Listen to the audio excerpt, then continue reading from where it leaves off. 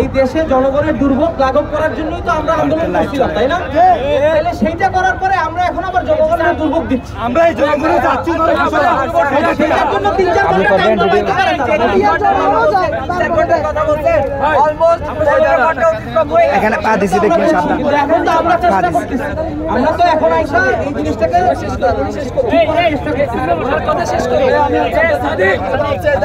আমরা 3-4 ঘন্টা ওয়েট করব। তারপর যদি সিদ্ধান্ত যে এই জায়গা থেকে অন্য জায়গায় ট্রান্সফার করা হবে সেটা এবার কি আন্দোলন করব? না না, তখন তো সেটা ব্যাপারটা তো সেরকম আসবে না, এটাই আমরা বলছি। আপনি কথা বলুন, আপনি কথা বলুন।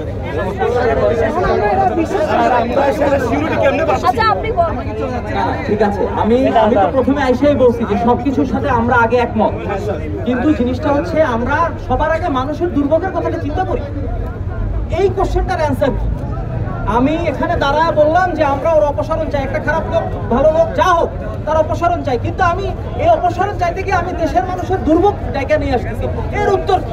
ভাই সারা জীবন কষ্ট দেওয়ার চাইতে 2 ঘন্টা কষ্ট করে এইটা তো অ্যানসার হয় না যে সারা জীবন কষ্ট করছে এখন আগে আছে এখনো কষ্ট করছে।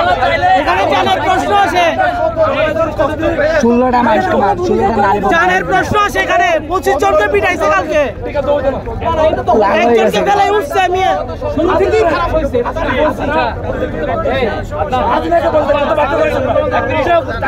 এই দেশের ছাত্র জনতার চাইতে বড় শক্তি তো কিছু নাই, আছে? তাহলে সেই ছাত্র জনতা কি দেশের মানুষের কষ্ট দিতে পারে?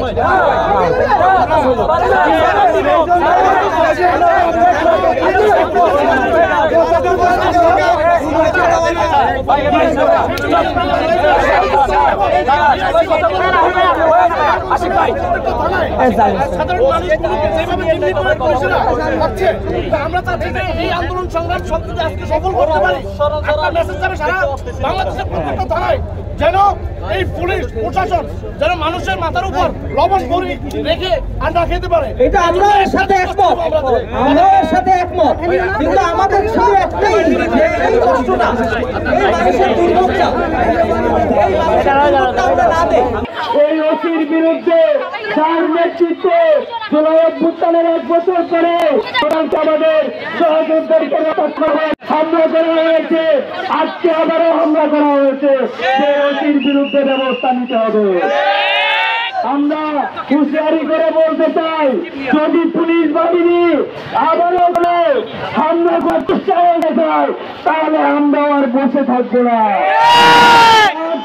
জবাব দিতে বিপ্লবী প্রক্রিয়া ছাত্র জনতা প্রস্তুত রয়েছে। এখনো কিভাবে আমরা ইন্টেরিয়াম গভর্নমেন্টকে ব্যস্ত রাখতে চাই, এখনো কিভাবে পুলিশ বাহিনী এই দেশের ছাত্র জনতার উপর হামলা করার দুঃসাহস দেখায়। আমরা যে সংস্কারটা চেয়েছিলাম পুলিশ সংস্কারের, সেটা সম্পর্কে কোনো আলোচনাই হচ্ছে না। পুলিশ সংস্কারের কার্যকরী রূপরেখা আমাদের সামনে উপস্থাপন করতে হবে, এই আমাদের দাবি।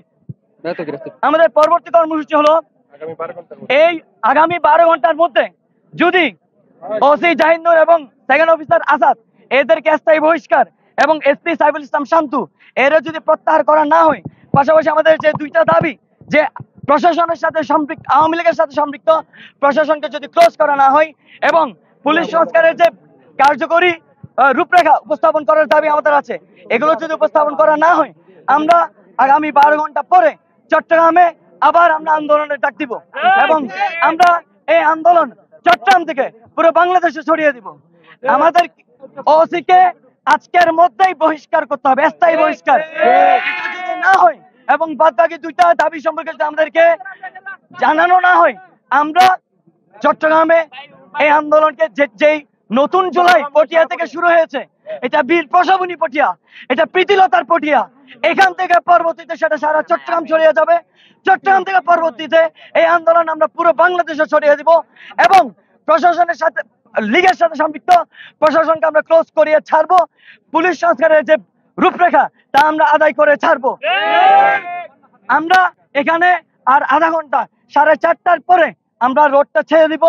যে জনদুর্ভোগ হয়েছে এটার জন্য আমরা জনগণের কাছে মাফ চাই। আমরা এই আন্দোলনে এসেছি জনগণের হয়ে, আমরা জুলাই আন্দোলন করেছি জনগণের জন্য।